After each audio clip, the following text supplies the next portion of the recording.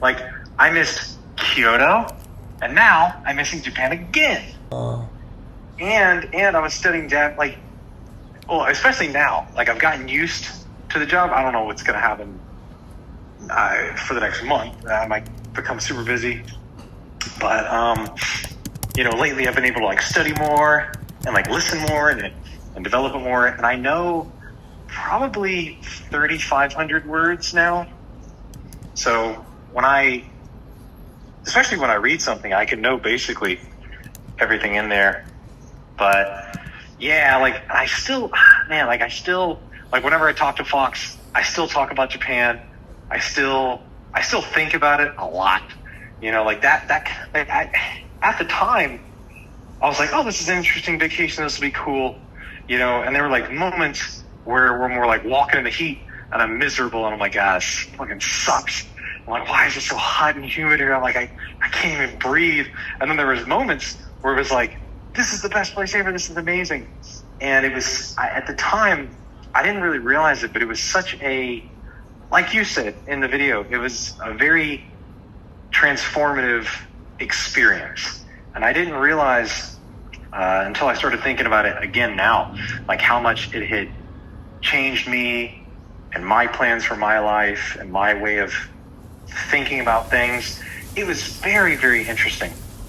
Well, what did it change? That's very interesting. Like it like made you more willing to go on crazy trips, or it made you interested in Japan, or it made me a lot more interested in Japan. And it made me, because at the time, like I was thinking, oh, maybe I'll save up some money and go on vacation, but I don't even know if I want to do that kind of stuff. But once I went to Japan, then I was like, oh, because I never knew, like, because I'd never gone overseas. So I didn't know what it would be like. I had like ideas about what it meant to do that. And then when I actually did it, I was like, oh, okay. It's not so much sightseeing like I thought it was. I thought it was kind of just basically sightseeing. It was completely different. What is it? And especially, what is it? If you could put it in a nutshell. That's hard. It's hard to like separate because I like learned the language and I'm like, and the more and more I get interested in Japan, like the more it kind of like warps or biases my perception of it. But I would have to say that like talking to people in Japan, especially talking to girls in Japan, was very different because I never really cared about girls that much, especially as I got older and older. And I never saw the benefit. I'm like, well, what's the point in talking to girls if you're not interested in having sex with them anyway? Like maybe a girl could be your friend if she has the same interest, but generally it's just not going to be, like, it's not going to be fun just to talk. You know what I mean?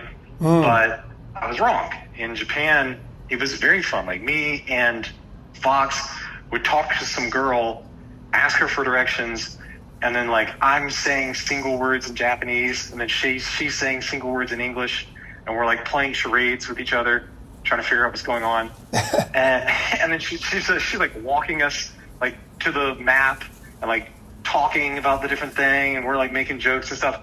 And at the end, like after we would leave, me and Fox were like almost like skipping. Like we were like, because Fox is animated like me, right? So when he gets excited, you can see it. And I was the same way. I didn't expect that. I thought it would be normal, but I was actually very excited after I did that. And me and Fox, like after that, we just kept hitting on girls, kept talking to girls like over and over and over and over again. Like just like we were sitting there like when we were in Oshima, we're like, okay, we gotta talk to like 5 groups of girls between now and like sundown. So we had to go like find them. We had to like plan it out. Like, okay, what else? I think there'll probably be some girls over here. Like the strategizing of it and like the rush you would get from it is something that I never got an opportunity to do in the U.S. And so my ideas before that were like, that stuff doesn't matter. That stuff's gay. Just do some math and science stuff that's more interesting. In the U.S., it is more interesting.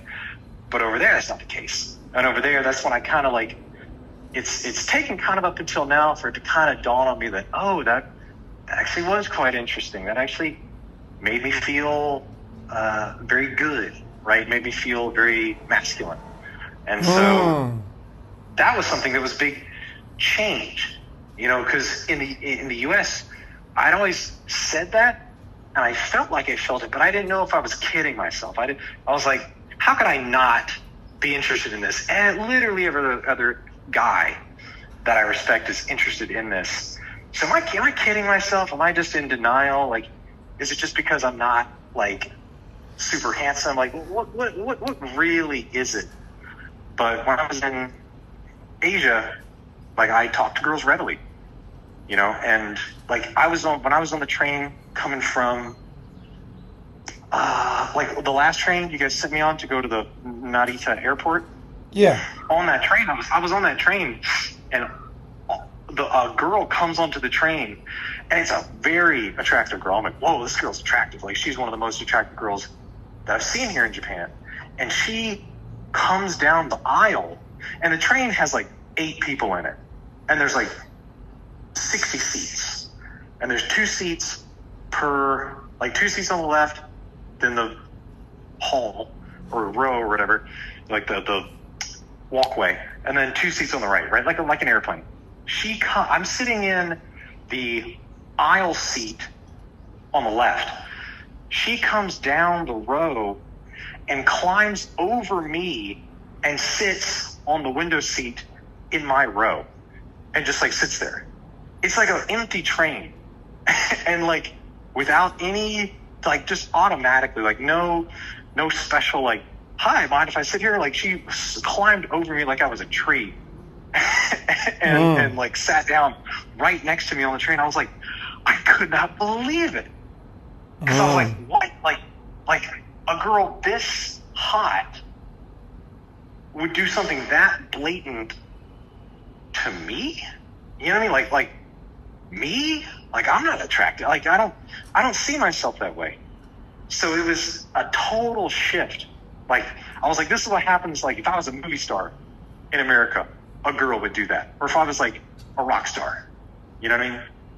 So for me, having that happen, and then I talked to her, and of course I had a great conversation and everything. She even taught me how to use, she taught me how Chinese type on phones, and that's when I learned like how Japanese type. And now I'm able to use that, which is, like very useful, right? And that was crazy. Like that kind of experience. I've never had anything even remotely close to that ever. So that was, I still think about that. And I still think about like other girls that we talked to, even if they weren't all that attractive. Like, they were skinny, they were smiling, they were happy. Crazy stuff that me and Fox did in Japan, like that change in level was very interesting. And it was like, okay, now that I'm in a place where I'm more attractive, I guess, now what would I act like? Now what would I do? Oh, I guess I would talk to girls after all. Oh, I guess I would get excited about this. Oh, I guess I would think about going to the mall just to talk to girls. Like, thoughts that I would never have in the U.S. and I thought I just wouldn't have in general. Like that, not illusion, but that mindset shattered. Then I realized that, oh, well, it's not that. It's because of where I am, right? Like, I thought I hated swimming, but it's just because I was in a swamp. Like, when I went to the ocean, then I realized, like, oh, swimming is actually quite nice. I see why people do this. So that was a big change for me. That's a big change, Wow. Just traveling in general. Like, I'm such a homebody. That's why I bought a house, because I thought I was going to live in that house until I was like 70.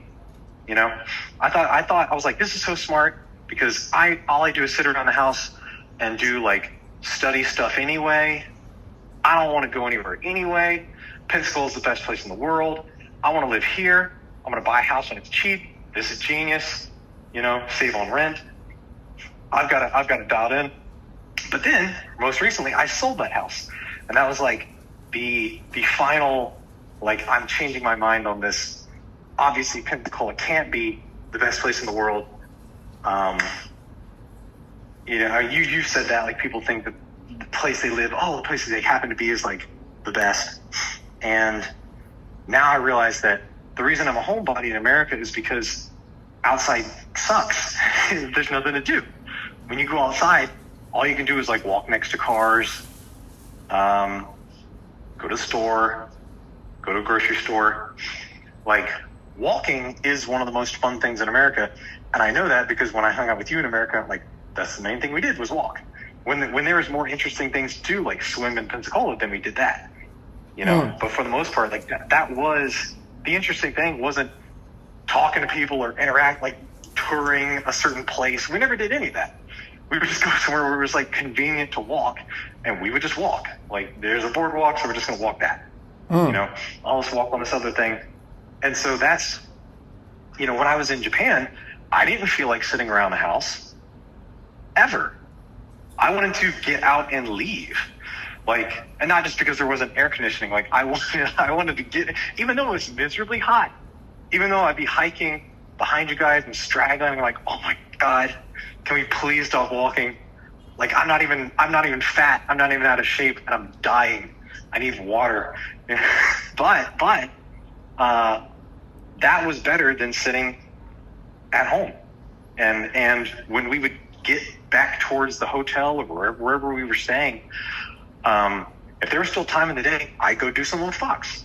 And so I wouldn't come back until I absolutely had to, and then I would sleep and then wake up immediately. I don't even want to eat breakfast here. I want to leave and eat breakfast, like, on the way. Grab something and go, like you do. So I thought that was a part of my identity. I thought I'm a homebody, but I'm not. I'm only a homebody here. In another environment, I'm another person. So that was huge. Wow. Anything else? Because I could comment on all these things, but anything else that's an amazing. Okay. Man, that's amazing. Well, what else? The girl thing was pretty big. And me and Fox, we were already pretty good friends. Like, Fox had actually come out to see me in California, like that spring before, which I thought was like, oh, like, somebody's coming out to visit me. That's pretty cool. This guy must really like hanging out with me. But especially in Japan, just like you said, once we did pickup, that was really when we became, like, super tight, because we knew we could trust each other. We knew we could. We can trust each other, and this person is reliable, and they can deliver. There's somebody who can perform at the level that I need for a person who's working with me to do something. So, like, we talk all the time after that, hanging out and everything. So that was very cool. And I realized that, like, that's what makes friendships. It has to be like shared experiences, doing things. And so if I want to develop friendships like that, I can't just be sitting in one place in America. I have to get out and go do things with these people, because that's what friendship is. Friendship is like shared experiences. Like, when you talk with somebody, you're talking about things that you both saw and you both did. That was interesting. Like, not only am I not a homebody, but that's not even an option. Like, I have to get out and move and do stuff and meet people. That's something I'm excited for. That's something I want to do, And of course, it made me. Another thing is that, like, I was always content to save up money, pile it up, and just wait to retire. That's something that I was thinking, like, I'll save up some money, and when I get to be like, late 30s, then I can retire, and hey, I didn't have to work that much, and then I can just coast on that. But going to Japan and going to, like, Thailand, these places, I was like, oh crap, like, there's something I'm missing. I'm not just missing out on, like, dumb 20s parties, like bullshit that I missed in college that I realized was a waste. These are actual things, like, every day, every month that I'm working is like time that I can't be over there. So how much money do I really need to retire? Like, let me see if I can trim it down. Let me think. Let me really think about this. And also, I realized that I had to make more money. Like I was making at the time, but I knew when I got back from vacation, overtime would turn off, and I'd likely be going home after that. And then I would be back in like this slow progression. So that's when I came back from Japan, like it was like constant job applications, looking, searching, boosting up skills. And that's when I got hired at AWS. But it was because I knew, like, I was like, I have to make more money somehow. Like I cannot retire when I'm 38. That's not, every month counts.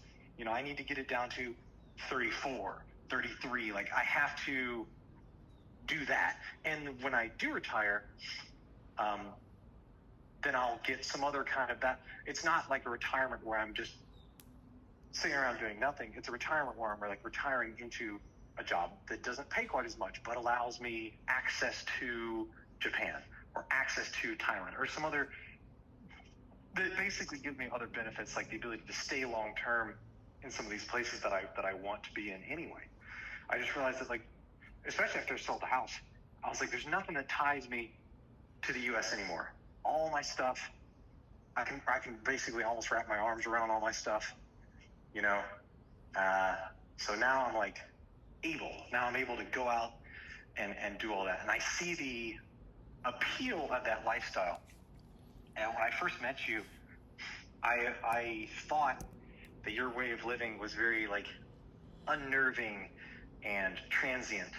And it seemed to me like it would be hard, like moving all the time and going to these different places, like it would be hard to get comfortable. It was interesting, but it was very stressful. It seemed like it would be very stressful. But by hanging out with you so much and going to these different places and having to adjust to a new place very quickly and traveling all over, now I realize like that's fun. That's exciting. That's more like if I'm going to die at some point, then I need to tour as many different places as possible. And to do that, I need to be light. I can't have anything, no commitments, no contracts, nothing tying me to these individual places. Yeah. I think that's all I got. There's other things, but that's fundamentally like, yeah, it's weird. It's hard to explain to somebody who doesn't see it in themselves yet. You have to experience it. It's like, I think the unknown pleasures of life and how different people in different locations can unlock those. I think a lot of people are looking for a good reason to do something, right? They're like, I need a good reason, right? But the problem with that thinking, although that's great thinking for a lot of things, when it comes to traveling, it's not good thinking because there's unknown pleasures. It's not that you haven't felt them in a long time. It's that you've never felt them. Yeah. And they come from inside you. And so those are the things that you can't know until you feel them. And then you're like, oh, wow, this is very pleasurable. I used to chase this other thing that everybody thinks is like the greatest thing, but you can, as soon as you feel your real feelings, and it's like a true natural, somewhat of an awakening to your real wants and needs as a human, right? When those come up, it blatantly pulls away, just naturally, the curtains of all the fake stuff. Like people will think, well, if I had a car at home, this car, I would be happy, right? Or if I had, this position, or they think that, right? And then when you feel something and you truly experience something that is, I don't know, it's with like, it's I forgot the French word, but it's basically the vive something, like it's like the essence of life, Vue de vivre. Vue de vivre, yeah. When you feel that, you're like, oh, whoa, that is a powerful feeling. Like, I like this. Like, and it's coming from me. Like, it's my own appreciation of something, right? And then when you feel that, you're like, oh, it all dawns on you. Like where you're lying to yourself, That's where you're such a fake. that's such a good word for it. Yeah, yeah. Because like in my life, I've like there's been times when I've felt super good or been excited by something, but I thought, well, I'm just getting older. That's why I'm not excited by so many things. But when I was in Japan, and we were like, remember when we had those grapes and that mango? Yeah. Like I was excited about those, like eating those things. I was excited the way like I was when I was a kid. And that's when I realized like, oh, nothing else has really been like that exciting in my life. And when I was talking to girls, like me and Fox doing that, I was more excited than I had been probably in the past year, I don't know, 5 years, 10 years, like who knows, like or like traveling to a new place, trying to like schedule like the train, trying to figure out, okay, this train's going here, this train's going here. I didn't know much Japanese at the time, so I'm like trying to read the thing, but I don't know any words. I just know the kanji, so I'm like trying to guess, and like trying to get to places and rushing around and everything. Like that was that jus de vivre, that excitement. Well, and that's I hadn't felt that. Wow. Well, that's why I really want you to come to the if you can, to the festival in Shimoda. Yeah. It's the I don't know if it'll be that for you. I don't know what you'll feel because I know what I felt. I just felt like I don't know. I just felt something different. I was just like, this is so cool. I had been to little festivals in Tokyo. I had been to big festivals that are famous and super crowded. And,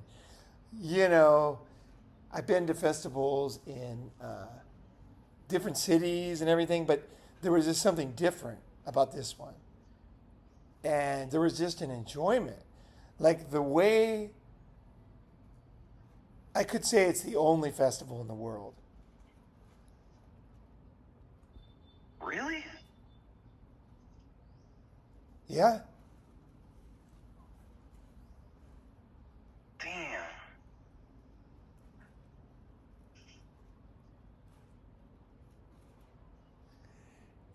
I think people try to put on festivals, right? But they usually suck. Right. Yeah, they do. They usually suck. I didn't know why you were so excited for the Shimoto Festival last year. I was like, oh, isn't it just going to be a parade? Like, who cares? No, it's cool. It'd be cool to see some stuff. Damn. I know people that go to the one in Brazil, and I'm sure it's great. And I've been to big ones. I've been to Ati-Atihan in the Philippines and a lot of big ones. I haven't been to the Brazil one, but just for my money, the Shimoda Festival, this year it's on 14th and 15th of August. That festival is the one. Now, the thing is, it's like everything Japanese. So if it rains, the whole thing's off. Like, like the cherry blossom is the flower, right? It only blooms for a couple of days, right? It's very delicate. And the Japanese accept that some things just die and don't happen, even though they practice all year. And last year it rained. So I think they had a mini one, like, because it wasn't raining that hard, but it was like plastic covering. It wasn't like the way that festival should be. So I'm hoping this year is going to be the one. It's going to be perfect. But it could rain and be nothing. So, that's the risk. And that's kind of the risk of life, too, That's the risk. The only thing that's guaranteed is McDonald's. You go to McDonald's. No, really, there's something to it. Like they guarantee you the same hamburger wherever you go. Same experience. Yep, it's the same. You can trust it. It's a very unique thing in human history, actually, is a guaranteed experience. Here's what you get. This is the meal. This is going to be the temperature. These will be the colors. This will be the flavor. This is how you're going to feel afterwards. Everything is super predictable. But I think the thing with view to vivre is that it is a million times more powerful than a fake experience, right? But Yes. it's so fleeting and so around who you are. So you never know what's going to be yours. Yeah. But if you try to find it, then you're going to find it. It's not like an impossible thing, right? And it's not like one thing either. It's like a million things, right? It's not like one thing, right? Next time you come to Japan, your enjoyment could come from a different thing, right? You never know. Right. Or it could be a bad trip. Anything is possible, right? So, but it's like that. I think what you said about getting out of your house and how the U.S. kind of drives you to your house, you know? Like if you, let's say you like to drink, right? I know you don't, but let's say somebody likes to drink alcohol. So you drink like 4 or 5 Right. beers, whatever, it's a day off. If you drive somewhere or even walk somewhere, you could get drunk in That's public, right. you know? Yeah. If you seem to be drunk and then they give you a breathalyzer and you've had 5 beers and you haven't had much food that day, it might be enough to be I don't know if drunk in public, what level offense that, misdemeanor or whatever. I don't know. Definitely drinking and driving is a felony, right? So Yeah. I feel like in the U.S., like they make it so that the only place that you can have kind of like your own time is your house. Like if you just go out of the house in America, you're kind of not supposed to be there. As crazy as that sounds. Yeah. Unless you're buying something, that's right. You're accepted, and as long as you're not too long, like you walk a dog, and then they see the dog, they're like, okay, he's walking a dog, acceptable. But if you're walking in a neighborhood without a dog, then you're probably robbing houses. So therefore, you're not welcome. Yeah. Especially if you walk back and forth. Like if you walk more than once for a long period of time, the excuse is that you could be a criminal, but the bottom line is that you're not allowed to walk in America too much. You know, Right. it's definitely questionable. Whereas in Asia, Yeah. I feel like you could walk by the same building like literally all day, and you just don't have that feeling. Like you're allowed to walk in Asia. You're Right. allowed to be outside. And maybe because the houses are so small, it's kind of just accepted that people nap outside, people do business meetings outside, people practice the saxophone in parks, people practice the drums in parks. You know, people drink when they're outside. People exercise. They walk, they sprint, they run. They play cards in the parks. They dance to music in the parks. Asia, it's considered like the public space is more like a meeting. It's hard to describe because I don't want to overstate it, because in Tokyo you don't see it as much. But in most of Asia and outside of Tokyo, especially in China, you really have a very healthy. The Chinese culture is so cool about this, the way they use the outdoors. It's very, very. It might really, you never know what's going to touch you, right? The Chinese culture, when it comes to the way they use public spaces, might really touch a chord with you. It could. It does with me. I feel like the Chinese culture is the only culture, not the Japanese, the Chinese culture, is the only culture that really doesn't lock you in your house. Now in Japan, like, definitely you're outdoors all day and you're accepted walking everywhere. But the Chinese take it another step further. They have gatherings and meetings, and they charge money for like haircuts in the park and massage, and they like the kind of like all bets are off. The outdoors is useful, and people meet and share, and no money is required. So it allows different classes of people to gather and to interact, which leads to very cool things, actually. It's not you. There's no wall. There's no price to get in, and so you don't. Of course, you have politics, and there's things that happen in Chinese parks, but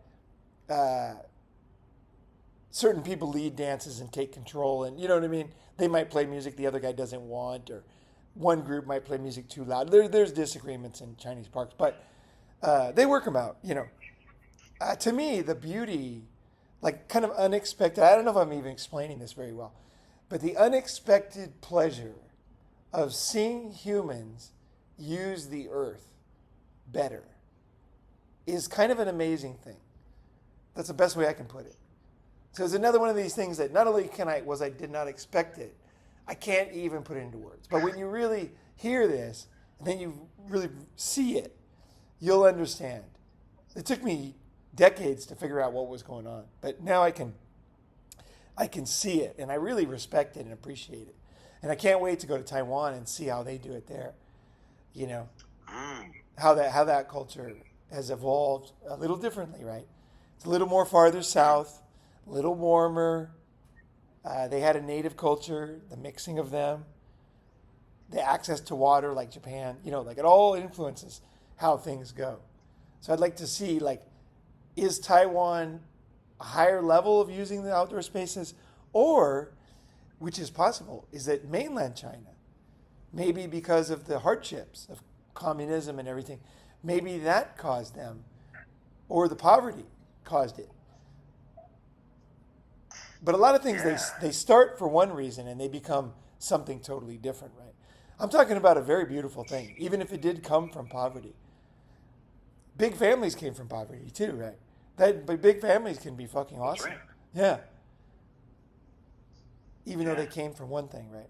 So that's true, and it not only influenced your, I guess, open-mindedness to being bumped into by new experiences, but it made you realize that if I don't get out there, they're not going to bump into me because I don't know what I'm looking for. It's like they just come along, and they just come along, And it also made me realize that I gotta do them now. You know what I mean? I have to start cranking it out because. What's your logic on this? Well, I mean, for one thing, I'm not going to look as good as I do now when I'm 40 or whatever. So, if I want to have a little season where I'm, meeting girls and hanging out with them, if I want to do a little bit of that, I can't be working too long, or that'll pass me by, and then I won't get that opportunity. It was an opportunity that I wasn't particularly missing in America because, I had a girlfriend that I was like, okay, I got to fuck somebody that was to me in my mind, very, very attractive. Yeah. I you know what I mean? I wasn't somebody who never got hot pussy. You know what I mean? I got it 3 times. The other girls, I didn't, And they were girlfriends, right? Yeah, and they were girls. Yeah, it wasn't 3. Right, exactly. So I was I feel like I have that covered. You know what I mean? I did it. I'm not somebody who's living in regret and oh man, that's why I never had a complex about it. It's because I already had it to the point where I was satisfied. But seeing what's really available, and the fact that it's not so much about just physical attractiveness, but just other things, like the people that I would talk to in Japan were interesting to talk to. They were in college for a certain thing and they knew things about it, and I was like, wow, this person is more fun to talk to than most guys that I know. You know what I mean? This is very surprising. This is very interesting. So if I want to do something like that, I got to do that basically now. Wow. Yeah, no, I try to tell people this stuff, but it's like until you experience like the your own, yeah, it's fuck. That's beautiful, dude. That like speaking to women that are intelligent. You know, I often talk about like my example, which I don't know if it's perfect, but the way I try to say it is women that like in Japan, like took me to art museums and could talk about art. I'm not saying I value art that much, but Right. and they could play the piano. Like they could play the piano elegantly. A lot of Japanese I women. know. And I know exactly what you. Yeah. it was just Exactly like that. the type of person that it takes discipline to learn the piano. You know what I mean? It's not something you can just get on Instagram and, you know, you really got to put in the work, right? And they took me to art shows and also to the shows they took me to, now that I think about it, were shows that I might like. So they had a sensitivity to me too. I didn't always appreciate it or understand it in the beginning. I thought, oh, there's an art show, they're taking me, right? But they would be like, oh, Oh. they would like have some logic behind it. Like, oh, this, you know, guy was originally from California. And so, you know, this grew out of this, or this was something related to Finland or something, you know. And I never even noticed it at the time. But they were thoughtful. They weren't just taking me somewhere they wanted to go, basically. And so, and then also even the food, like they would think about the food. They would think like, oh, how much does he eat? What does he like? What do I like? What would be the best? You know, they would have put thought into things, intelligent thought into an idea. So when a Japanese person has an idea somewhere to go, like a friend or a girl, I pause now. I don't, because I used to say, no, I don't want to go there. And then they would be very polite and say, oh, okay. And they wouldn't be frustrated or anything, but they would have put a lot of time into that. And then I didn't appreciate it at all. I didn't understand it. I thought, oh, it's just, they want to go see art thing. I'm not in the mood for art. And it took me years to really know how much work they had done. So if you're new to Japan or new to, I guess, a different type of, you know, culture or whatever class, it's good to at least consider that they might have like actually made some sacrifices already to go to this.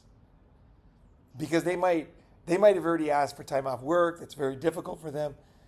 And then not even mention it. The Japanese are so humble sometimes. They won't even tell you they already bought the tickets or anything. They'll just throw them away or give them to somebody. Damn. Yeah, you got to be careful with Japanese. Like, and I'm not saying this is going to happen every time, but this has happened to me. You know, they'll just say, oh, I remember this girl, she said, I would like you to come to this. One of my biggest mistakes in Japan. I hate this story because it's just so painful. But she said, I would like to take you and your brother and his wife to a onsen. Now, this woman was extremely wealthy. And you told me this story.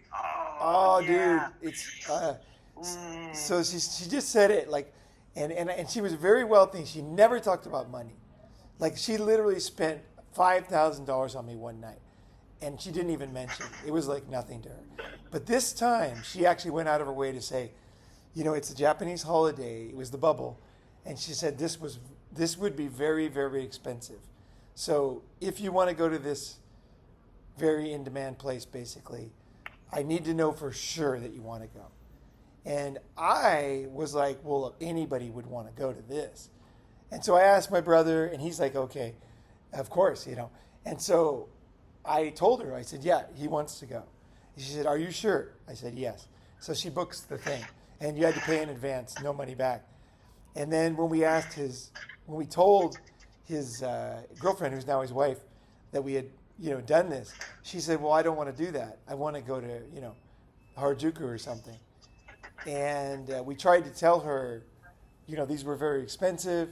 And she was, you know, she was just like a Westerner. She was like, well, I didn't plan on this. You know, we only have a few days here. I really want to do this, you know. And so I had to tell my friend, and I tell you, that woman, she had done her best to tell me, to warn me, right? And she was pissed. And I don't know what she paid. I think she told me, I don't remember exactly what it was. Let's just say round figures, $4,000 each. It might have been as much as 8, but let's just say 4,000, so times 4, 16,000. It might have been as much as 32,000. This was the Japanese bubble. What? And this was one of the most in-demand places to go during that holiday. And this is when people would show off with their money and then say they went to this place. It was a time of craziness and money just flying. God knows what it cost, to be honest.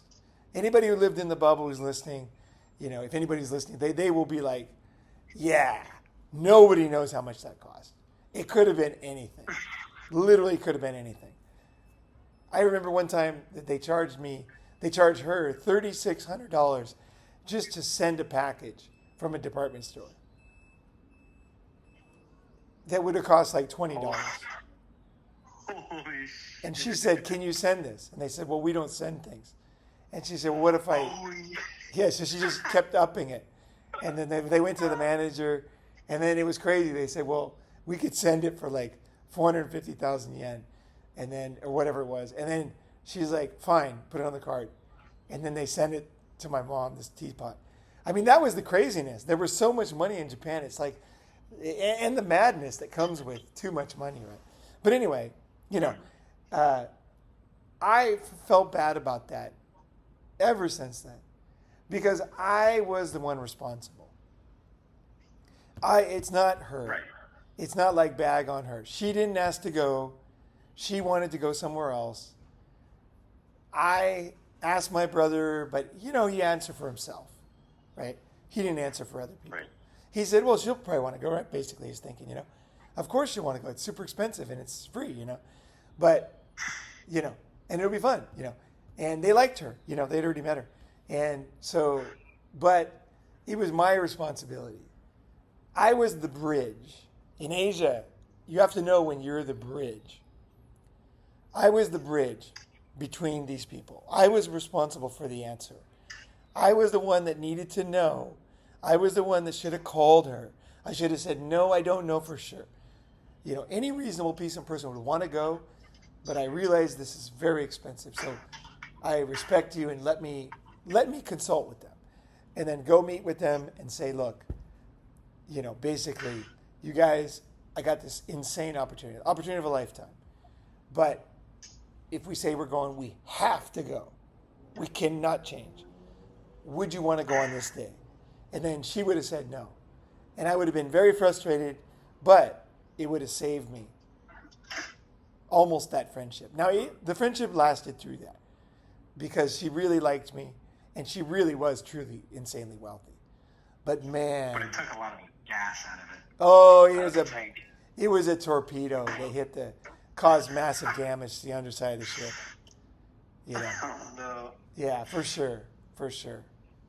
Because it was reckless on her perspective.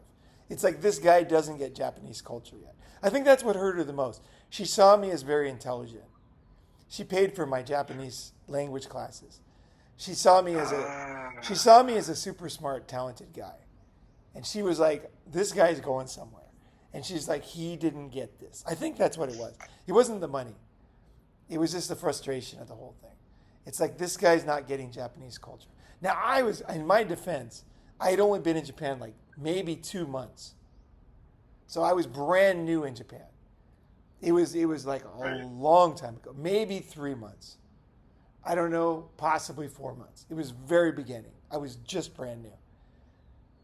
So, because I know for sure, because the girl in the pictures with me and her, I had been with when I first got to Japan. So she was later gone soon. So had to be in the very beginning of my time there. So, but still, Japanese culture is tough, man. There's a lot to learn, like Sean, there's a lot to learn. And you're going to regret things for the rest of your life if you don't get it. So the quicker you learn, it will help you. Because you'll have somebody that you really care about. That's the thing. You suddenly realize that you can care about girls, right? And then you'll have somebody who you really care about, and you'll fuck it up. And you'll be like, fuck, Paul told me, and I didn't prepare for this invisible test, but there will be one. Now, I will say it's less like that now. Japanese culture has really mellowed out since the bubble, and they're more understanding of foreigners, and the culture itself is not as Japanese as it used to be. But there might be a time when the exact fucking same rules apply, depending on who you're dealing with and the situation. So it's good to know the real Japanese culture and follow that when you're in Japan, even though there might be some sloppy Japanese person in front of you who doesn't. You follow the old rules. You're always better off with the real culture. You're better off. And knowing, following, learning, knowing, understanding deeply, and following. You're always better off. Always say no. I don't know yet. That's all I had to do. That's all I had to do. Just consult her. It would have been the answer I don't want. Maybe I didn't want to hear the answer I didn't want. You know what I mean? Or maybe I just was impatient. But no longer, I learned that one very deeply. And there's other language, there's other things to learn. And when you understand these cultural things, they're very fucking hard to learn. They're very distasteful sometimes. But just like the hot weather in Japan when you're walking, you will, kicking and screaming, understand the world from a different point of view when you're done. And there's no price tag on that.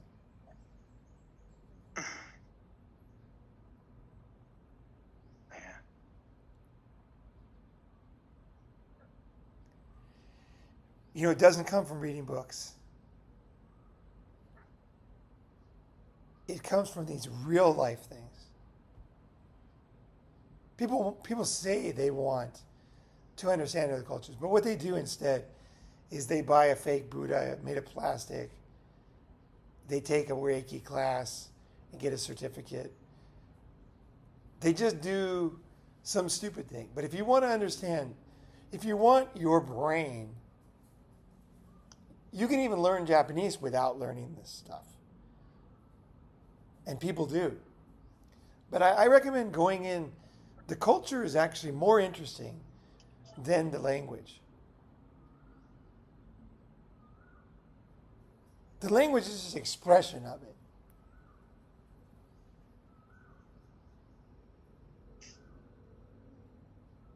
Yeah, because some things are unsaid. You know what I mean? They're in the movements. They're in the subtleties.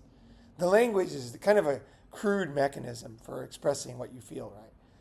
But your body and your 80% of your communication is through those other things, right? It's the unspoken. And the Japanese culture is in that. And in the subtle ways that groups get together and don't, and people do things and don't. And I think about one more thing. I was taking a tour in Shanghai. The school had arranged us to go to this lake. And so I said, yeah, I'll go. And so we had to pay, everything. So I paid and everything, and I went. But it turns out it was only Japanese that went. It was all Japanese except me. I don't know, there was no other people wanted to go on this tour. It must have been something that was just very attractive for Japanese, because the other Japanese students, we all were there. And so it was great for me because I was suddenly speaking Japanese and everybody learned. I was basically, completely different than the other foreign students, right? And so we had a very nice time, and we went, and then we got to the bus stopped, and then we had to take a little boat to the island, and then the guy had told us, be back here at this time. But he didn't tell us that the boat doesn't go that often, back and forth. So we were all like, getting out, exploring the island for the day. And then I was with some Japanese guys cruising around. And then the Japanese started to gather down by the docks. But we had like hours before the bus leaves. And so I was like, like, fuck you guys, let's get some exercise. Let's fucking walk up the mountain and everything. Let's come down. We got plenty of time till the bus leaves, So anyway, they were like, no, everybody's gathering down there. They probably know something we don't, kind of thing. They didn't say it that clearly, but so I said, fuck, I really want to hike because I love exercise. Right? So, and I thought we had hours to spare. So anyway, I went up the mountain by myself, cruised around, came down. Sure enough, the boat had left, and the next boat was leaving, with, I thought, enough time to get to the bus because the bus was right there. But it turns out the boat's slow, right? So it was late. So I got to the bus like 10 minutes late. Okay, so I got to the bus. And everybody was in the bus sitting down. So then I got in the bus. I was all joking around because I felt like, hey, we're on a fun trip. We paid for this. Like, what's the difference? Like, we were all students. Like, I had 10 minutes. What's the fuck? You know what I mean? But I was apologizing. I thought I knew Japanese culture. I was apologizing, of course. Because they all waited for me. I felt bad about that. I'm not saying I didn't say anything. I was apologizing. But then the guys sitting next to me were the same guys, right? They were friendly. But they suddenly were not friendly, right? No, they weren't friendly. And then everybody started to, like what's called in Japanese, ijime. And I guess it's like bullying in English. Yeah. Ijimeru is bullying. Yeah, ijime. So they were like... Ijime, yeah. Yeah, so they were basically doing that to me, right? And I was like, wait. I couldn't figure out what was going on. They were suddenly friendly, and now all of a sudden, it's fucking ijime, right? I'm like, what the fuck is this? And I'm like, but I didn't really know what ijime. Ijime is something that, this is what I didn't understand about Japanese culture, is that the bullying they do, the Japanese way of bullying, they can do it to you, and you won't even know they're doing it to you. Oh. So it doesn't work if you don't know Japanese culture. So when I was younger in Japan, if I was an ijime, I would not even know. They're not doing the things that Americans do. They're still talking to me. Everything on the surface is the same. I wouldn't even understand in the old days. But now, I'd lived in Japan for 15 years at the time. And I was super sad about it. So then anyway, everybody was doing it too. Like the group had decided that infraction was too serious. At 10 minutes, right? And so anyway, so then I was talking to some Japanese friends afterwards who didn't go, and they said, well, yeah. And I told them the whole thing, and I was like, what the fuck, like this and that. And they said, basically, well, you shouldn't feel bad about that.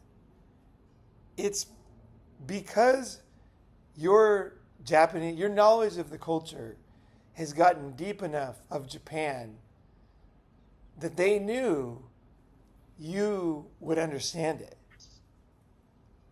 They wouldn't do that to a foreigner.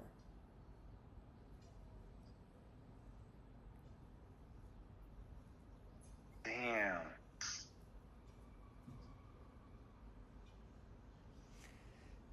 Heavy. I was really thinking about it. I was like, they're right.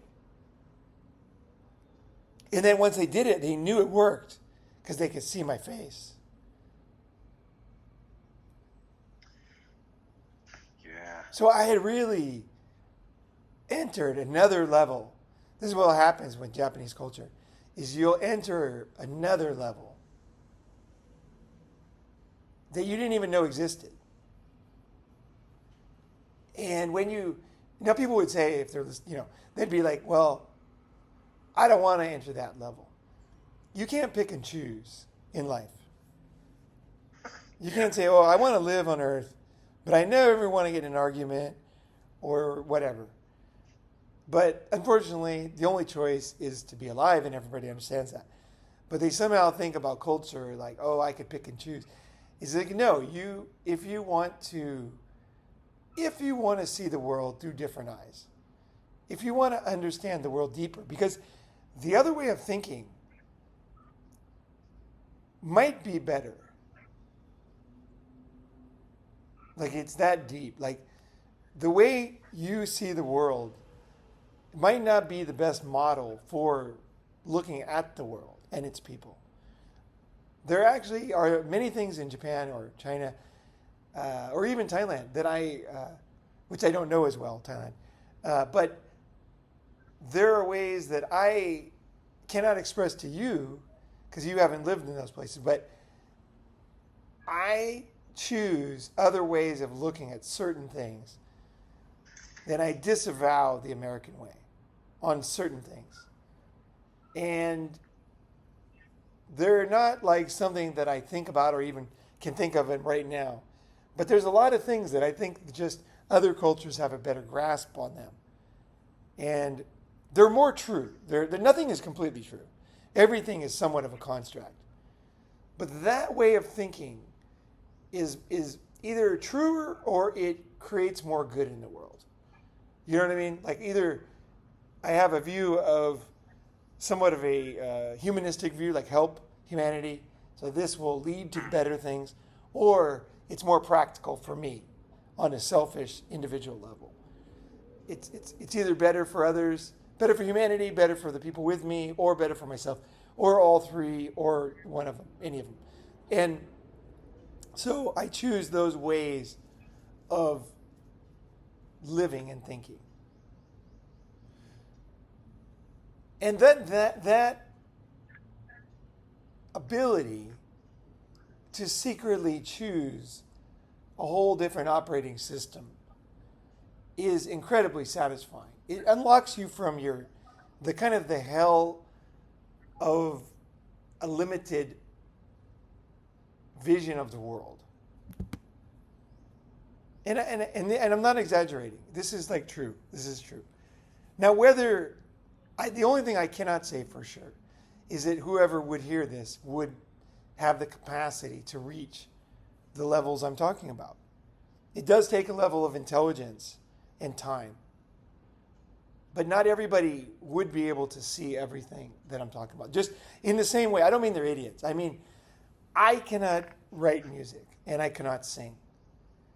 And I'm not good at math or physics. So I understand there's certain beauties in life, enjoyments, that I just am thick on. I'm just thick. I can't do it. Because I didn't put in the time to learn those things that would give me the foundation in order which to both appreciate and understand those things, right? So culture is like that too. You got to put in the work of learning it. You know, it all kind of comes together, and you'll find this crazy mix of, in this part of your life, you're actually not choosing the Western way. And in this way, you're choosing the Eastern way. And in this way, you're choosing like a very Chinese way, not just the general Asian. Because there's a general Asian culture too. There is another culture that is kind of like the way that everybody gets along culture. And that is really evident in geopolitics and also in tourism and stuff. And it's the frustrations and the compromises people make and everything and the feelings. And it's all, there's that too. That doesn't exist in Europe. I think why people often say, like, why do you go to Asia? Like, why don't you just go to South America? Like, go to South America. There's great beaches. There's two reasons why I haven't yet. One is because I've just been so busy with stuff in Asia. But I guess the other one is There's violent crime, which if I have a choice, I'd rather not be around it. Yeah. Yeah, like, Trump was shot today. That kind of stuff, I would rather not be around even if it's 1 in a billion. I don't like 1 in a million, I'll get shot in the face. Like, I don't like that. That's why I'm not in the Philippines. That's why I'm not in South America. Because if I have a choice, I'd rather be in a place where it's almost non-existent. Like, literally, the odds are so low. Like a Bitcoin wallet. Somebody could choose the numbers. Somebody could just write down my Bitcoin address, cash in my money, right? But the odds are so infinitesimal, they're so small that I don't worry about that. It's ultimately, if that happened, it would be like if a guy was struck by lightning 18 times, like, what are the odds? Like, I would almost enjoy the amazement that somebody wrote down my wallet keys more than I would enjoy the money. Like, because it's like, wow, holy shit, that's so, like, that's almost like the odds that we're alive. Like, we're talking, yeah. So I think that's the thing about Japan is that, and I'll end on this, is the idea that you experienced a couple of things, right? And there's a lot more. And they always come at the most unexpected times and in the most unexpected circumstances.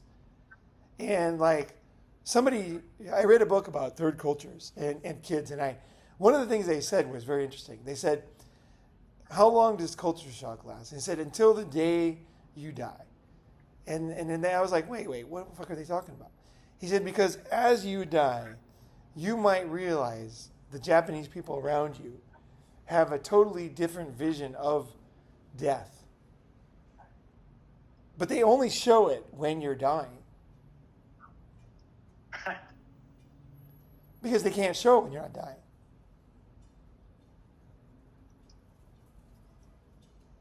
You know what I mean? It's a natural Japanese thing they do, right? So, and the more I think about that, I'll tell you, ask any couples that have been married like to Asian women for like 50 years, and they will talk just like this. If they're intelligent, right? And if they're interested, they will say, my wife, like, a lot of times they'll grow apart because of this, because they'll be like, she just has a totally different vision of what it means to leave this earth. And what she's trying to accomplish in these years, or what she's trying to leave or create or whatever she's doing, is something different. I have a different vision of my final time, right? And I need to do my thing while she does her thing, right? So I think the culture shock, or the different, essentially the lessons you learned that opened up other things, because what you learned from talking to women, you might have only learned in Japan. So people could say, oh, he just learned how to pick up girls. But you're actually saying a lot more, and that's why I'm talking more, is because you learned something very pleasurable about the way that men and women can interact. Like, essentially another model. And I will go so far as to say that model you're talking about was the difference between the Western women and the Eastern women was evident even as much as 100 years ago, almost just as deep. It wasn't just feminism. It was essentially, there is a femininity that I try to explain, but I never do a very good job, of Japanese women that is learned. It's not biological. There is a way of being female that you cannot teach to a Western woman. You have to learn from birth. And the only way, the subtleties are so just infinitesimal, the chain differences, and incredibly sophisticated. Like I always say that, but a child can recognize 100,000 emotions on the human face. So think about your capacity to feel different ways that women can be. Not just their face, but everything about them, their voice, their mannerisms, their actions, how they make you feel. Everything, including the act itself, right, of sex, right, being intimate. So I'm not saying it's the best, but a lot of people do think, a lot of intelligent men, I will just say this, that have lived all over the world, and rock stars who've done shows all over the world from the 60s on to now, choose Japan as the most feminine women. A lot of them. David Lee Roth lives in Japan. He's got a Japanese girlfriend. There's a lot of people secretly that have Japanese girlfriends. And there's a lot of rock stars. I've watched interviews. I've met them in AA meetings in Tokyo. And they will tell you that there's nothing like the Japanese culture and Japanese women. Like, it's not that they're the prettiest. It's just that when it's all said and done, they are they're a different thing than other cultures. They're just different. And a lot of men say they prefer. And that is the best experiences they've had. Now, I'm just going to say this too. I'm not talking about marriage.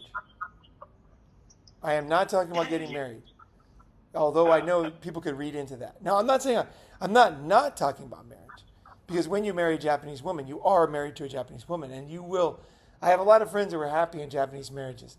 And I have almost none that are happy in Western marriages. So I do have friends very happy in Japan. So that is even in itself groundbreaking, headlines, right? But I'm talking about the women themselves.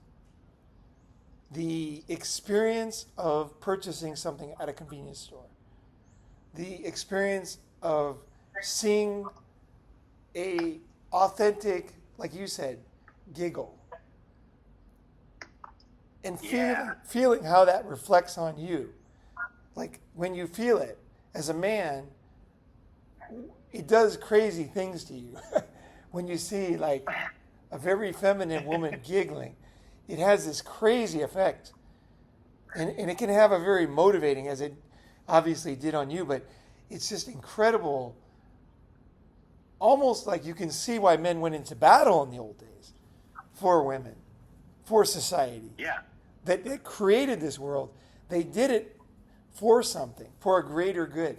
And I don't think it was for God. I think they did it. They did it for some kind of family, something related to what we're talking about. So it's a very powerful force. And you don't have to use it for the same reason, but it is amazing. Like what we're talking about is an enjoyable thing. And for a man who is in kind of a wasteland, a burned out, desolate hellhole, it is very refreshing to know that these are not just words. There is some enlightenment that comes from that. And you don't have to make any decisions based on that. That's not what I'm talking about. In fact, I would warn you, this can be such a powerful force that you can make mistakes. And once you feel the call, make sure you check in with people, because the call can be very powerful and I have chosen to hear the call, to feel the call, to enjoy the femininity of Japan without getting married. I've never chosen, even me with the total enjoyment and understanding and also the sensitivity, I still have chosen to stay single. Because I think the best Japan has offered is that I think marriage is not bad in Japan if you pick the right one. I know it can work. Having children is a beautiful thing. For my personality, I go very deep with women in Japan, emotionally. But I choose the freedom. I choose a different road. I enjoy it. I feel it. I love it. I respect it. It's a beautiful thing. But that doesn't mean I have to make exact this choice, that choice. And I think that ultimately is the best way to do it. And then if you decide, once you realize, just because you feel madly in love, just because you're absolutely sure, it doesn't mean that you should. That's a very difficult lesson, and no one's going to listen to that lesson. Once you feel this, they're going to go into it. But that's fine. I think that, yeah, it's fine.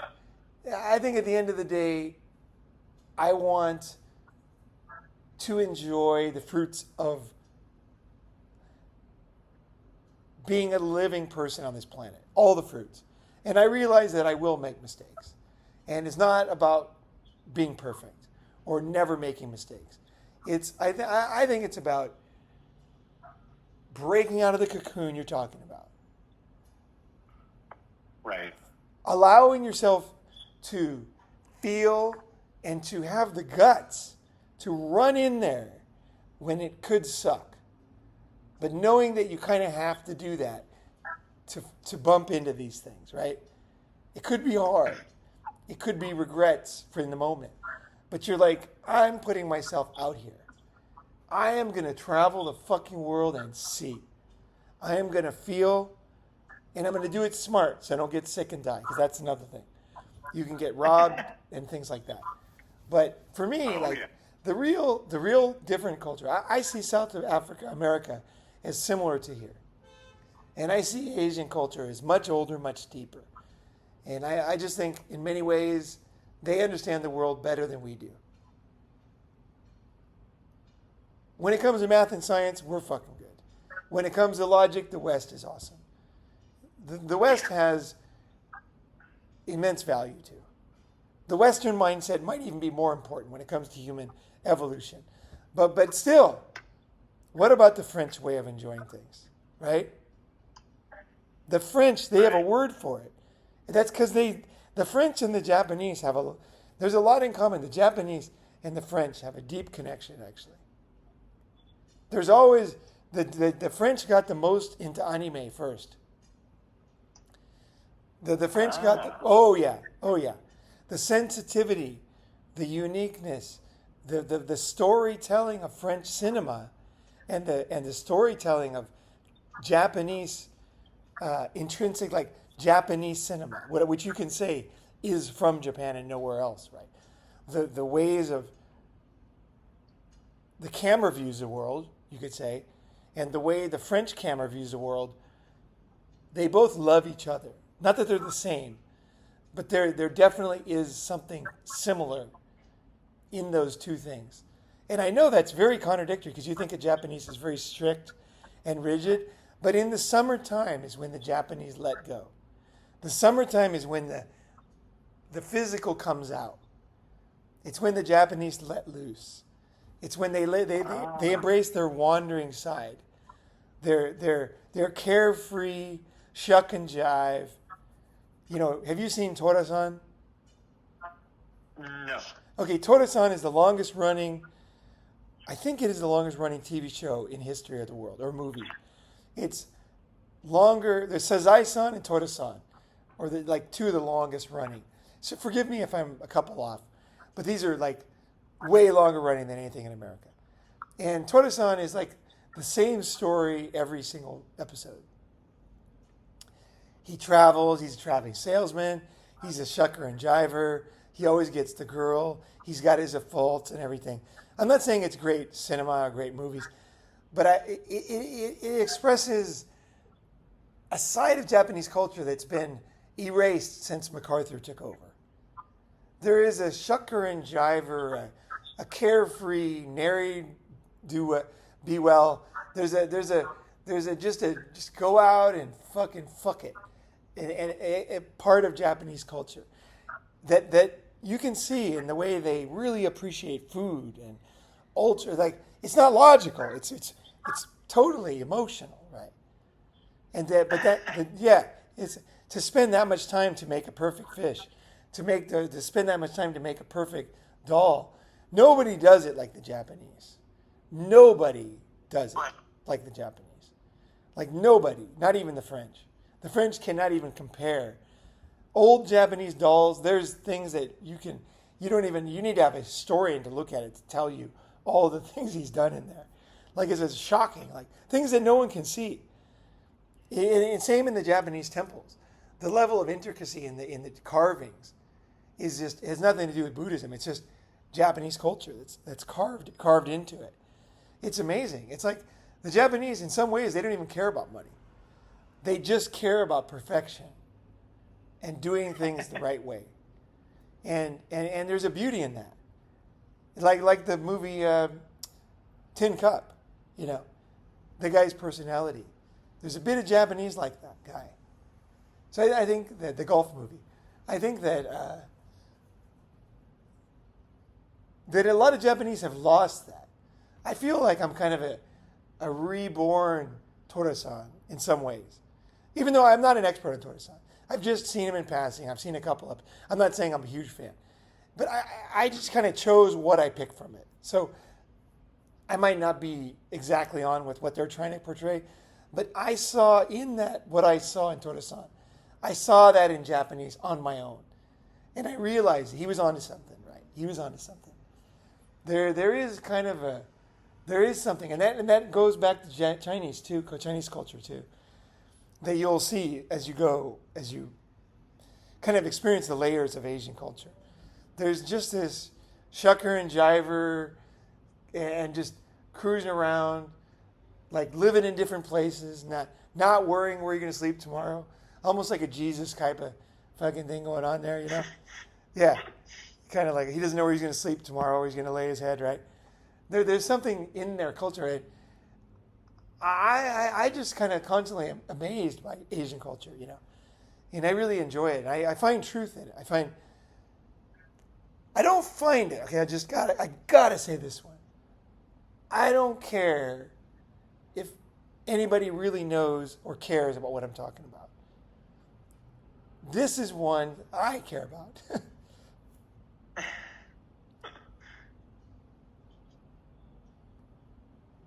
It's enjoyable.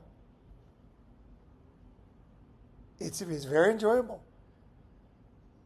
And then when I look at the bastardization that we have in the West of the fucking bullshit of DEI, where the bluntest instrument, which is skin color, and then to judge the world and culture, you are this because you're that. Not only are you not that, you are a million shades in the middle.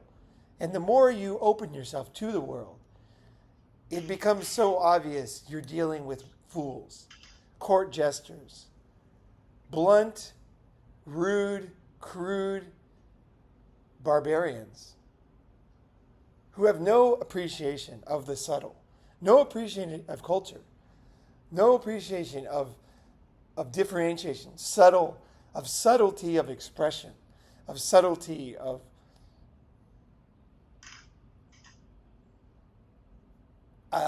like everything from colors to design to interaction to emotions to expressions to, like when someone looks at me, they have no idea who I am.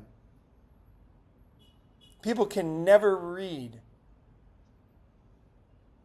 my background by seeing my face. And I realize how idiotic DI is. Because when people get into my world and see, even Japanese people, because I'm not just a foreigner who's hell-bent on learning Japanese, I see, because at the heart of my decision-making, if you go to the heart of hearts, of the very center of the nuclear reactor, for me, is the best idea wins. So I'm not going to take a concept unless I really know it and really compare it and say, you know what? Fucking this is the best idea right here. Because that's what I'm looking for. So I guess that's what it is. I guess that's what kind of, you can't even see the other ideas until you get the other culture, right? And then as you get the other culture, you get more than the other culture. When you get Japan, you're going to start to get Asia and India too. I can't explain that one, but it will happen. You can't just open to Japan. It's not possible. You will get other things. It's amazing actually how it happens. You'll start to understand a lot of different things. And you'll come back home and understand Mexican people better and their plight in America. And you'll be like, wait, this doesn't make any sense.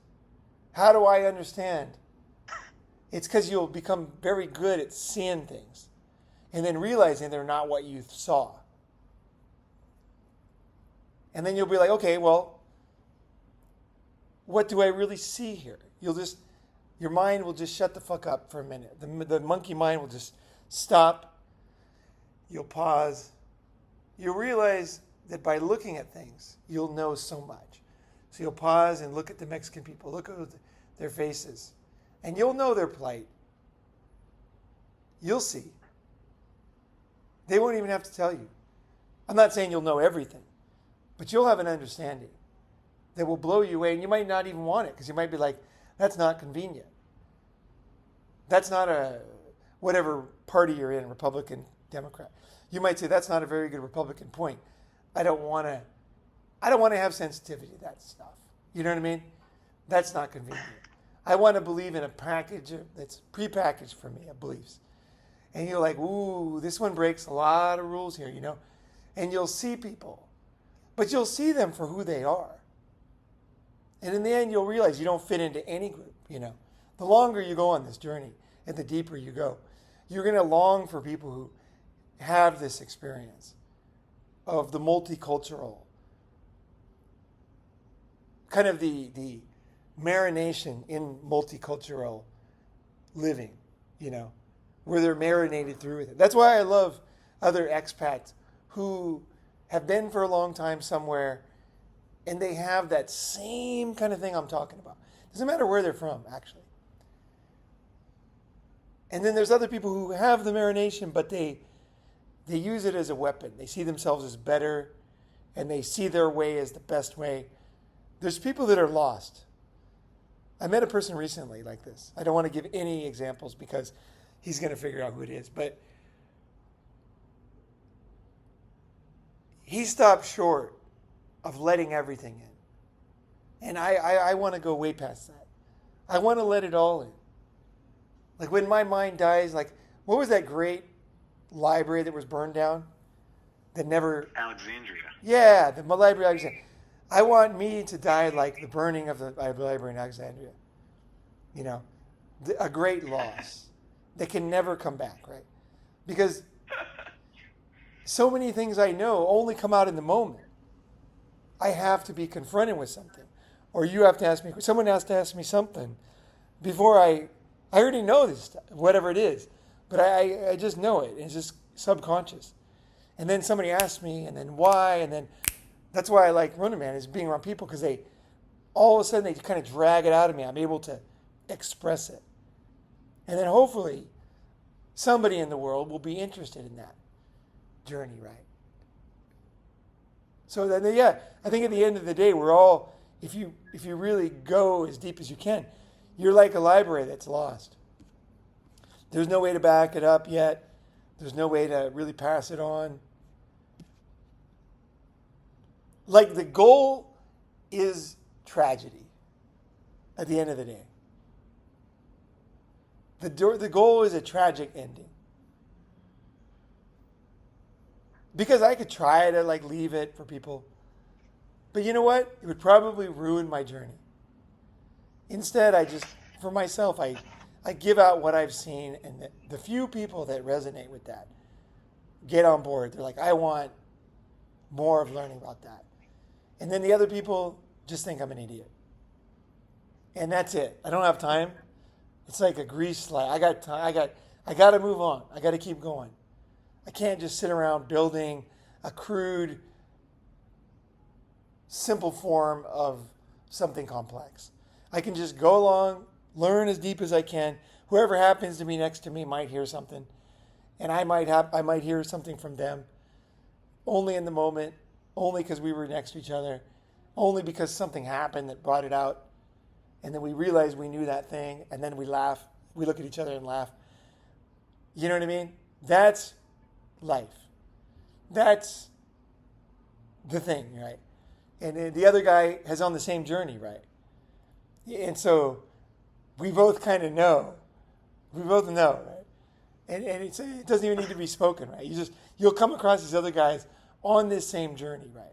It's not my only journey. It's just that I'm trying to express what it is from my journey, right? I'm sure there's other people, and I meet other people, and they're just kind of the same.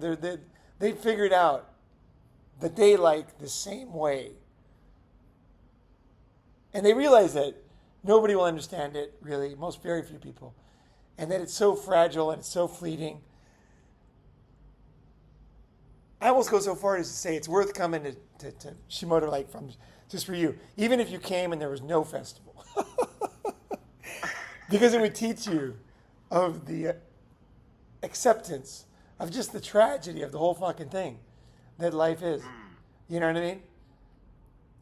That's kind of like a heavy thing, really, is you realize it's all folly. Well, who said that? There was a saying about that. All is... It was like Shakespeare, I think. Yeah. All is... It's not like all is for naught. It's like not like that. It's like all is folly. It's the best I can think of. It's just a, at the end of the day, you reach for the stars, and then at the end of the day, you just accept the dumbest shit. Could kill you, right? A guy arguing with his wife on his cell phone could just run into you and you're gone. It's like an acceptance of just the whole, at the end of the day, the meaning was in the moment, right? That's all. Because I enjoyed the moment, and I went deep, and I wanted to go deep. And that was a hilarious joke. There's so many jokes that anybody who hangs out with me, they're the only ones who were going to know those jokes. Because they were based on a circumstance. But they were absolutely fucking hilarious in the moment. Like I remember one time my brother said, the gourmand, and he was talking about somebody. And that is the most, for me and him, that is the most hilarious joke ever. But nobody ever else would really understand it because it's based on a certain person and us growing up together. And just the foolishness of that is just so, and the tragedy of it too, is just so fucking hilarious, right? And there's other jokes I have with like people I've hung out with, like Adam. Like we have jokes about China that are just, they're absolutely, I can try to tell them and people will kind of get them, but it was the moment when you really felt it. And that's the biggest reason to travel now, is because life is in the moment. And you know what, Sean, there's one other reason to travel now. And it's a very, very good reason. A very, very, very good reason. Yesterday, I went to the place I rented in Lumpini. And the guy I know there, I've known since 1990. I started staying there in 1990. And he's a Turkish guy. He owns this place. Oh, yeah. Yeah.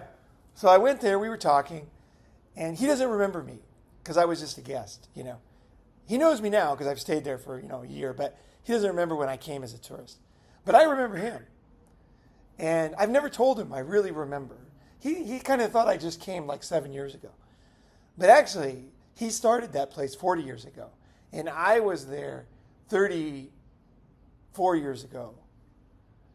And for some reason, he had a big impression on me. And the place did. And I remember when he was doing illegal things back then. And a lot of people were doing illegal things in that place. I don't want to get into details. Not me. I just like to be sometimes around the real grit. You know what I mean? It's the same reason why someone might want to have a pimp friend or something, or a criminal friend or whatever. Sometimes I just like being around a little bit of stuff just because it's a different way of thinking, And I like to be there, even though I was totally not doing what everybody was doing. I actually wasn't interested in doing what they were doing. But it was better than a bunch of stuck-up morons, basically. At least they were open-minded and cool, right? So I was rather around them. But anyway, I told him last night. And he finally looked at me and could see me. I've known this guy. And he looked at me. He's like, you remember that? I said, let me show you the room I rented first. And I told him exactly how it used to look. That's when it dawned on him. He didn't even know I had been in other rooms, like the temporary rooms, for $2 a night. They were like prison cells. They were the cheapest rooms in Bangkok. And they were in the Lonely Planet as the cheapest place to go. But even in 1990, they said, this is the cheapest place. So don't go here unless you're like on your last legs, because there's no air conditioning. It's like a jail cell. There's no window. It's literally like a prison underground cell, but it's $2. And I thought, whoa, fuck yeah, I totally want to go there, right? Because I knew, like you, because I already knew about Asian culture, and I knew that all I do in my room is sleep anyway. So I was like, it literally doesn't matter if it's a coffin. I sleep good. I'm just going to sleep and leave, shower and leave, and that's what I did. That's why I didn't care, and I didn't care what people thought. So I knew that Asian culture was outside already. So I just slept and left. So $2, fine. You know, I actually had money at the time, but didn't. I thought, well, why not spend $2 a night? It wasn't like you had to pay a month. It was like $2 every day. That's all. Pay it every day. And the room in that place is still only $150 a month. And a much nicer room, too, with air conditioning. But anyway, I was talking to him, and he looked at me. He was like, oh, my God, you know, because I said something that he did. And he was like, oh, my God, you really know. And then he started acting differently. And he goes, man, the old days in Thailand were great. And we started talking. And I don't think I've ever had this discussion with somebody, what we had last night. We talked about the old Thailand. What he said brought back old Thai memories for me. He had just got here from Turkey too, right? And I had just gotten here from America, or actually living in Sweden. I got here. And we started talking about the old Thailand. And it was unbelievably delicious experience. And I realized, like, I looked around, I was hoping it'd come back while we're talking. It's a weird thing about time. You feel like it's kind of still here. And I looked around and I thought, oh, shit. Not only is that time not coming back, but the guy that was with us, James, he didn't even know what we're talking about. But he was enjoying the conversation, right? And so I just enjoyed it. And then I left. And it was a beautiful, beautiful thing last night. And I kind of realized, like, it's so funny, like, because I knew him back then. See, if someone else was in Thailand, they weren't where I was. I'm a student of human nature. I like to study people. I picked this guy to study back then. I thought he was a foreigner. He had moved to Thailand. He was making money. He was succeeding. I was envious. I wanted what he had. And so I paid attention. And he was a damn interesting guy. And I've actually seen how his face ages. I've seen how I've seen how that body ages, how that face ages, the hair. I've watched him mature and change. And I enjoyed that. So I learned about different cultures, even being here. He's quite a character, this guy. And I'm glad to see that he's cleaned up a couple things he was doing, you know. But it's when you travel, you get unexpected things. Because people think, well, if you're living in Thailand, of course, what did you learn about Thai culture? I learned about this guy's culture because I was here. Strange, right? So strange. Because we're like two foreigners, like on a life raft, overwhelmed by the outside culture. Well, we're all trying to learn it too. But you're learning these other cultures as you're being bombarded with this big culture, you know? So it's all kind of like you are becoming not just bicultural, but you are becoming like a citizen of the world in many ways. And that citizen of the world is a terrible term, and I hate it. And it's probably totally wrong. You know, bad dog, down, you know, bad dog. I shouldn't say that, but it's the best word I can say that would be understood, right? Is a citizen of the world. You're getting multi visions. You know, and that's at the end of the day, you pick and choose. And that will have a huge influence on who you become. Because you don't know how many of your things, not just the house. There's many things where you're stuck in something until you see another way. And then it allows you to not be stuck in that one. And especially somebody as smart as you, will really appreciate this.